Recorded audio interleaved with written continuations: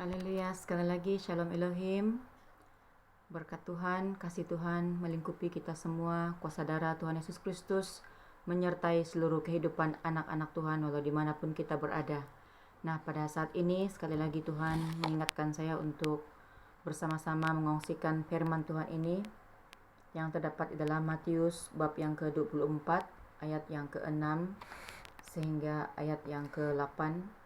Firman Tuhan, kamu akan mendengar deru perang atau kabar-kabar tentang perang. Namun berawas-awaslah, jangan kamu gelisah, sebab semuanya itu harus terjadi, tetapi itu belum kesudahannya. Kita sedang menyaksikan perang pada ketika ini yang sedang berlaku, Bapak Ibu. Ayat 7, sebab bangsa akan bangkit melawan bangsa, dan kerajaan melawan kerajaan. Akan ada kelaparan dan gempa bumi di berbagai tempat. Akan tetapi semuanya itu barulah permulaan penderitaan menjelang zaman baru. Nah, di sini ketika saya merenungkan firman Tuhan ini, Tuhan mengingatkan saya akan ayat yang ke-8 ini. Apa yang berlaku sekarang Bapak Ibu adalah permulaan penderitaan menjelang zaman baru. Dan Tuhan mengingatkan saya bahwa katanya bersiap sedialah anak-anak Tuhan secara rohani, secara jasmani, karena peperangan yang berlaku pada kali ini tidaklah sama seperti perang-perang yang lalu-lalu. Ianya telah dirancang dengan sangat terancang oleh golongan-golongan yang saya katakan sebagai iji, yaitu orang-orang bijak pandai yang ingin menguasai dunia ini. Dan anak-anak Tuhan yang sudah menembus dimensi roh dan kebenaran, sudah bersiap sedia untuk check out daripada dunia yang gelap ini, dunia yang akan diluluh lantahkan ini. Dan pada saat ini, penutupan zaman pintu anugerah sudah berlaku, dan di depan kita sekarang ini Bapak Ibu, sudah berlaku zaman Antichrist sedang bermula.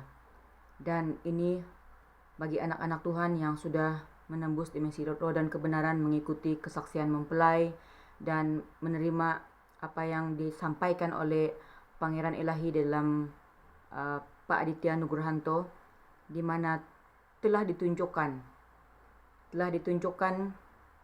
siapakah yang menguasai dunia ini, siapakah orang yang menyalibkan Tuhan Yesus 2000 tahun yang lalu, di mana kedudukannya pada saat ini, dan apa yang akan berlaku ke depan ini di dalam zaman Antichrist ini, di mana anggur hawa nafsu akan dicurahkan, di mana firman Tuhan tadi juga telah kita lihat akan berlaku kelaparan. Maka itu marilah kita bersama-sama secara jasmani mempersiapkan diri anak-anak Tuhan di dalam lumbung-lumbung makanan, persiapan, perbekalan, karena kita juga melihat di secara menyeluruh bencana demi bencana yang akan berlaku ini membuatkan makanan akan mengalami kekurangan makanan. Dan perkara-perkara yang berlaku ke depan, kita harus memperkuatkan hati kita, iman kita di hadapan Tuhan. Di dalam zaman yang baru ini juga Bapak Ibu berjalan dua di dalam masa ini, yaitu bagi anak-anak Tuhan yang mengimani kerajaan zaman 1000 tahun itu sudah pun dimulai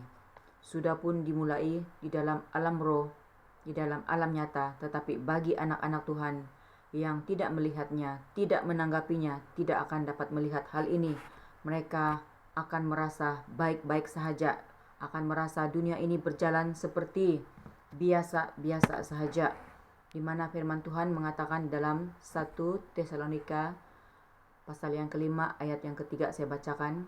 Apabila mereka mengatakan semuanya damai dan aman, nah apabila perang itu akan berhenti, perjanjian damai dimulai, satu dunia ini hanya memiliki satu kerajaan, hanya satu agama, satu Alkitab yang digunakan pakai.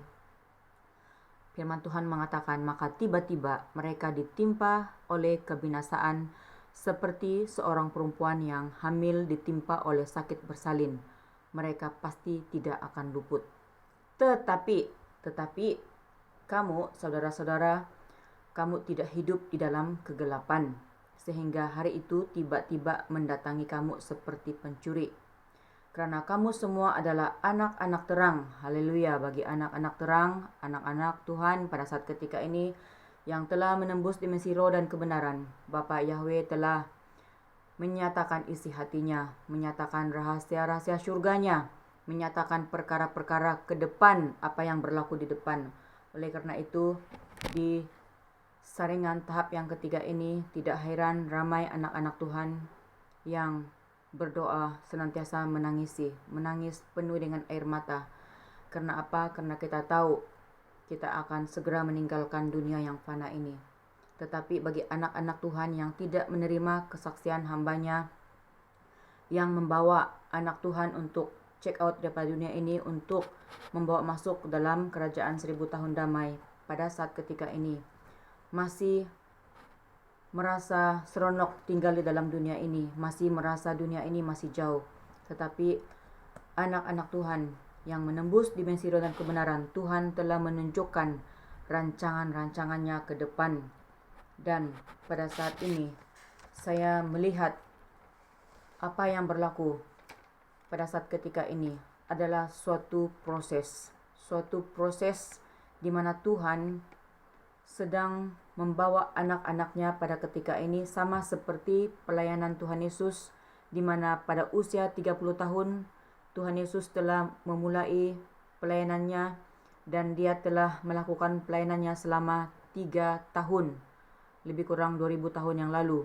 Dan pada penutupan zaman ini, Roh Alfa dan Omega sedang berbicara di tengah-tengah dunia ini, dan firman Tuhan telah menandai waktu itu 1 masa, 2 masa, setengah masa.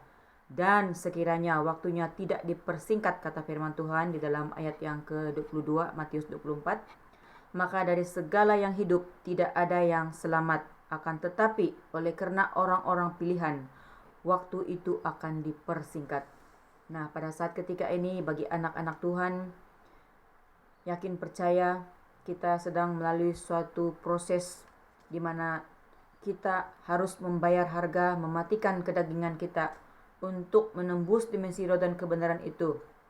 Karena firman Tuhan bagi anak-anak Tuhan yang percaya akan dimensi roh dan kebenaran ini, kita sudah melihat bahwa sungguh tidak ada masa depan di dunia yang akan dibinasakan ini, di dalam dunia yang akan dikuasai oleh kerajaan Dajjal ini, dikuasai oleh Antichrist. Tetapi masa depan, kata Tuhan, sungguh ada bagi anak-anak Tuhan di dalam kerajaan 1000 tahun, di mana di dalam Wahyu 20 ayat 6 mengatakan, berbahagia dan kuduslah ia yang mendapat bahagian dalam kebangkitan pertama itu.